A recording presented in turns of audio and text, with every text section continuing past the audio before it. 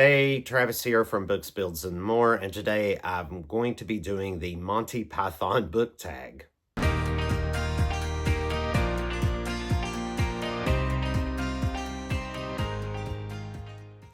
I was tagged by Nicole at Nicole's Bookish Nook, so I thank her for tagging me in this. Now, I want to start out by expressing my deep shame by admitting I know very, very little about the Monty Python group. I've only seen Monty Python and the Holy Grail, and I've only seen it once, and that was several years ago. I am familiar with most, if not all, of the members at some point, though. But still, the questions, the prompts are quite interesting and quite fun, so let's get started. Prompt number 1, Terry Jones. Name a book that is about unity or working together. I believe I have the perfect book for this one. Project Hail Mary by Andy Weir. Phenomenal book.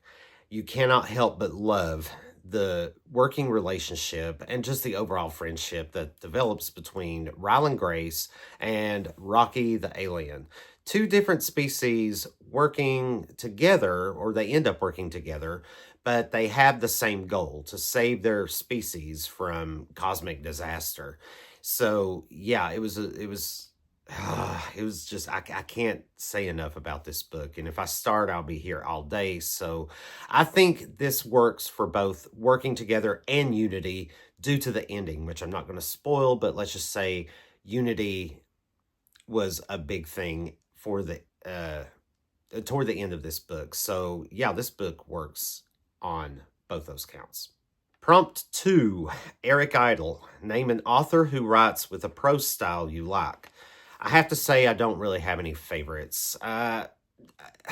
Just part of the variety of my reading is just being able to adapt to any way that a story is being written or told. And so, I mean, yes, there are some authors whose writing I just don't really agree with or just can't get through, but I don't really have any favorites. It just depends on how I feel about the story and how I feel about particularly writing. But for the most part, I just adapt to any kind of prose, really. Prompt 3, Graham Chapman. Name a favorite lead character. This one required a little bit of thinking, but not a whole lot, because I had a pretty good idea of what I wanted to say. And I'm going to have to go with, just on the sheer basis of uniqueness, Peyote Trip, the main protagonist from Sign Here by Claudia Lux.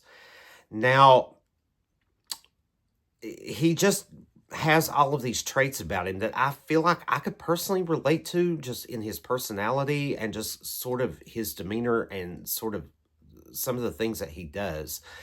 But what makes it unique about Peyote in this is because his storyline, this book contains like 2 different storylines for a majority of the book, but there are little clues and hints that start to kind of connect them both together before they finally conflate in the climax. And Peyote is part of the storyline that takes place in actual hell in this book, but it's a very satirized version of hell. But it's how he kind of handles being there, you know. I mean, think of hell as being, you know, it's eternal. It's just impossible and unimaginable. And what could he have possibly done to end up there, even knowing what we know about him as we learn about him along the way, and we think we know him by the end of the book, and it's particularly at the end of the book, which tends to be a bit of a conundrum for people, that really kind of shows his true essence and just kind of things that he does along the way, where he is up for a promotion because he actually works. He has a job in hell where he has to collect a soul from this family that he's following on Earth, but there's more to it than that, and he just has these layers about him that I just find relatable, but there's also a mystique about him. There's something mysterious, you know, that just adds to the conundrum of the essence of who he is. He just makes for a very fascinating character, and just, again, because he's in hell, it makes me wonder what he did to get there, because he's kind of, I wouldn't say a likable character, but he is an intriguing character, and he's just very fun to follow along. So I have to go with that one, just simply because of the uniqueness. Prompt 4, Michael Palin. Name a place you love that's outside your country.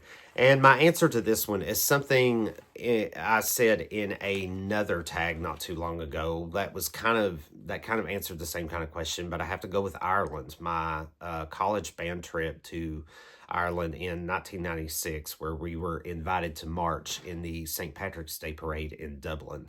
Now, Dublin was great. Galway was great. We did a coast to coast tour of Ireland and just anywhere in Ireland. It doesn't specify like city or anything. That was what the answer was. It was for what's your favorite city. That's what it was in the last tag, whatever tag that was that I did last month. But that was my answer, Dublin. But as far as place goes, anywhere in Ireland, just pick a place. Ireland is just the best. Prompt 5, Terry Gilliam. Name an animated film you feel is underrated. Whoa, okay, so I'm going to have to go with Disney's Brother Bear. Yeah, I've seen it a couple of times. I saw it when it first came out. Well, gosh, way back in early 2000s. It's been a long time. But I remember there wasn't a whole lot of love. It didn't get, the amount of attention something like Frozen or even Tangled. Films that were coming out around those times back then, or even things like the older classics, The Little Mermaid, Beauty and the Beast, Aladdin, all of those. But I remember it's such a powerful story. I was like, why is this not getting the attention it really deserves? I mean, unless I missed something, I just didn't see it being oohed and awed over so much back during its reign when it came out. So yeah, I feel like it's quite underrated. Prompt 6, John Cleese. Name a book with a great family-focused plot. Uh, my first instinct was to go with this one, The House in the Cerulean Sea by T.J. Klune. Now, this is not like traditional family that we're talking about here. Even though the question doesn't specify that, I think I'm okay with using this as an answer, because this is more about creating your own family. Family is what you make it. And I think this is the absolute perfect example of that. So, yeah, I'm going to have to go with this one, because it's about this caseworker who is assigned to check on this orphanage, this special kind of orphanage that's kind of isolated due to the fact that it's housing all of these different kinds of magical children that have to be kind of looked after, that nobody wants. They're orphans, basically. And it's about prejudice and overcoming like discrimination, xenophobia, all kind of those basic themes, but doing it by creating these kind of familial bonds and becoming that kind of family fixture and learning what your role is within this made up family. And I think that was very important. It was the main focus of the theme of this book, and I really enjoyed it. And I think it's a perfect example for that. Prompt 7, Flying Circus. Name a book with a great surprise or twist in it. Whew, okay, well, I've got a good one. Gone Girl by Gilliam Flynn. This is one of my favorite thrillers of all time. Not quite my favorite, but it's up there. It's actually probably second under No Exit by Taylor Adams. But this had probably one of the most shocking twists I've ever read in it. About halfway through the book, I just did not see any of that coming. It's about this man who wakes up one day and his wife has gone missing. He becomes the prime suspect at one point. And I'm going to stop it from there, because anything I say after that is going to pretty much spoil things. And I'm just going to leave it at that. But say that it's about where the twist is, the big reveal about halfway through the book is when things really start to get a lot more interesting. Prompt 8, The Holy Grail. What book are you still hoping to find one day? I think that's kind of an ambiguous question. So I'm not really sure if it's asking for like maybe genre-wise or a specific book. I'm going to go with specificity, because genre-wise, nothing. I don't really expect to find anything really specific as far as like genre goes.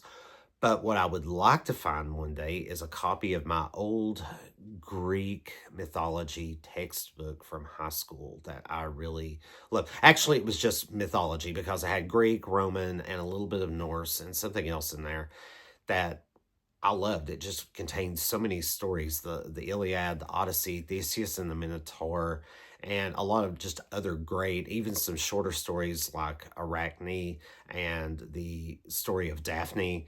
And yeah, just it just had so much great old mythological stories that I would love to find a copy. And I actually went to local places trying to see if maybe someone may have turned one in or discarded it somewhere and I could find it and pick it up. But I'm still trying to look for it. I've not put a whole lot of effort into it lately, of course, actually for a long time now. But now that the more I'm thinking about it, I might resume my search again. But that I would really like to try to find one day. Prompt 9, The Meaning of Life. Name a book with a huge scale to the setting. That one is another one that was kind of challenging because I wasn't quite sure what it was meaning by that. But going by the name, the title of the prompt, The Meaning of Life, and then kind of going by the wording of the prompt, name a book with a huge scale to the setting.